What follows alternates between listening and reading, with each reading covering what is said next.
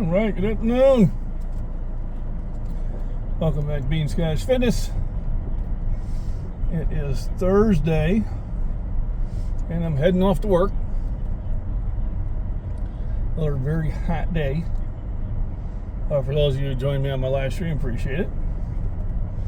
And today is going to be about just kind of planning on what's going to happen next week and some thoughts about life and everything.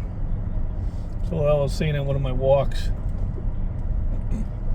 in times of stress, you really find out who your reliable friends and family are. All right, and when you find that out, those are the ones that you really need to make sure you take care of, because they have obviously shown that they're going to make your well-being a decent priority also. And for those who do not rise to the occasion, doesn't mean you really do anything about it, but you've learned something. And you know if you're going to be in a hazardous or emergency type situation, that's not necessarily the people you want to be surrounded with or be counted on. Another thing is having discussions with different opinions, you know, and how to try to get your point across and articulate it in a good way, so you're not either, number one, not getting the correct message off, or you're backpedaling later because it just got off on the wrong direction. So, because we all have different values. You know, mine is family, faith and country. I served my country. I raised my family. You know, I try to keep faith as a part of my upbringing. Am I perfect in any of it? Absolutely not. But I strive to get better. Has everything went my way, or, you know, developed the way I had hoped it would develop? No, some things just take their own path no matter what you do. But those are my priorities. Some people might have the same priorities, but they may be in a different order, and that's okay too. You know, we all have to live to what each individual feels it should be. And although my priority is family first, as somebody else's country first, or somebody else's faith first, it's their right to do so. And sometimes you really don't know what that is until you inquire. And then sometimes when you make these inquiries, you may get some strong responses. And that's okay, because you were looking for a response. And that response may not be what you were expecting, or it may not be something that you agree with, but at least you now have gathered more information. And then what I find it's usually best is to sit back and digest that information for a while, so it can be responded to in a better way. So personally, when I have conversations with people, I try to not use the descriptive adjectives. I try not to use foul language. I try not to use insulting language, even though I may want to. To me, that's not communicating effectively. My personal belief, if you're dropping the F-bomb every third word, you're not articulating anything, you're just showing you're frustrated. My opinion. There is times that those adjectives are useful to emphasize a few things, but if you're using them constantly, well, then people will tend to tune you out. That's like when I coached. We had coaches who yelled a lot. And I know the parents said, well, you don't yell. I said, no, I don't. And here's why. Once you yell, that's the only sort of communication you're going to listen to. And you're going to have to continue to yell. And your voice will give out before they're hearing. Fucker. That's one of the times you should use it. The coughing really bothers my chest. And I was trying to keep that from happening. So I didn't yell. They said, well, how do you discipline them? I said, I run them. I was coaching a girls' basketball team, and if they didn't listen to me during practice, I lined them up. And I ran them. All right? 2 things it accomplished. It helped their physical fitness, and they started listening to me, and I didn't have to yell. All right? And a lot of times when they decide not to come to practice, I didn't start with the next game. I went to play them in the second period. Now you have to understand, I had 7 players for a basketball team, so it would mean losing a game. But they were never late again to practice, or they didn't miss my practices. But I didn't yell at them. So when you're trying to get your point across, yelling,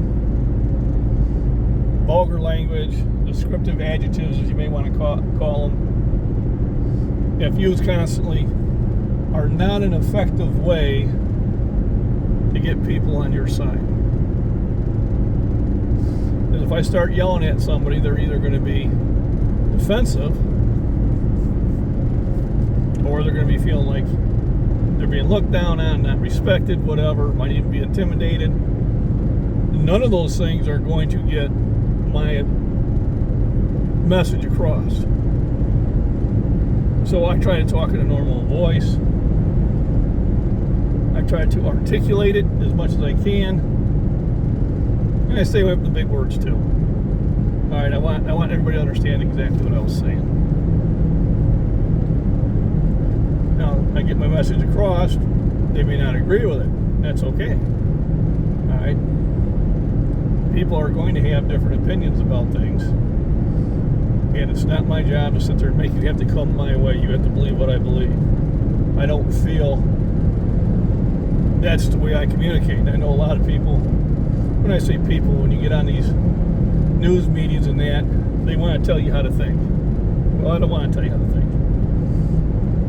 I'd rather you just get the information and you do your own research and you form your own opinion. And that goes with anything in life. Too often somebody sees a clip and right away they're making a comment on that clip from what they've only just seen, but they didn't look at the entire message. You know, they do that with political ads often, where they just show you a picture of a 2-second thing, and then they make a thing, oh, this person needed help walking. Well, no, the person was shaking somebody's hand. So you need to go to the whole, get the rest of the story, as Paul used to say, now for the rest of the story. So when you see something, if you don't believe it, that's fine. 30 seconds of research will either verify or will justify what you're seeing. And then you can make a comment. I get a lot of that on Instagram, obviously, calling out the fake weights and stuff like that. And I said, now you're just being lazy. And you're being lazy. You made a comment. Guy had some that typed up, 2 or 3 paragraphs. And in a tenth of that time, they could have researched powerlifting.org and seen everything was fine. So my message is, when you're sitting there communicating, asking questions, inquiring, and you may not agree with what's being said back to you, you still should listen to it. And if you're trying to get your message out, and if you're insulting the people, if you're insulting your audience, all right, that's not going to motivate them to listen to you. It just isn't. And it's going to get you some feedback that you may or may not want. Alright? So all I can say is everybody has an opinion, everybody has their own values, everybody has their own list of priorities. Mine is family. I sacrificed a lot of things willingly because my family came first. Alright? I wasn't out there, loincloth, beating myself and woe is me. But it was a while before I bought a new car. I missed a lot of fishing trips during the summer with my friends because I took my family to vacation instead. Why? Because I chose to have a family. So they were my number one priority. Alright, I didn't go out and party every weekend or every night because I had bills to pay. I had to be able to go to work the next day. That was a priority to me. I didn't go to some potentially dangerous political events because I couldn't afford to be in jail. Alright? I am 70% of my family's income. If I'm in jail and I lose the income, we can lose the house. We can lose the cars. We can lose our ability to have a comfortable life. That's my choice. I'm not going to risk that until I have to. And right now I don't have to. Now, if you're willing to risk that, that's your call. And I ain't going to tell you you're right, wrong, or indifferent. But don't go out and call other people out that are not willing to risk that and call them names. You're going to get some pushback. So everybody's got their priorities. Stay true to your priorities. Let's communicate and not berate. Let's have discussions to share ideas, not to debate or destroy yours. And that alone would solve a lot of the problems in the world. Remember, those in power want to keep us divided. As long as we're divided, they stay in power. And the ones that are there, as I call shrills, that are putting out their false propaganda, and it's false propaganda. It doesn't take long to research it and realize it is. You gotta call them out for who they are. But remember, my priorities is family, faith, and country. Somewhere I take care of myself too.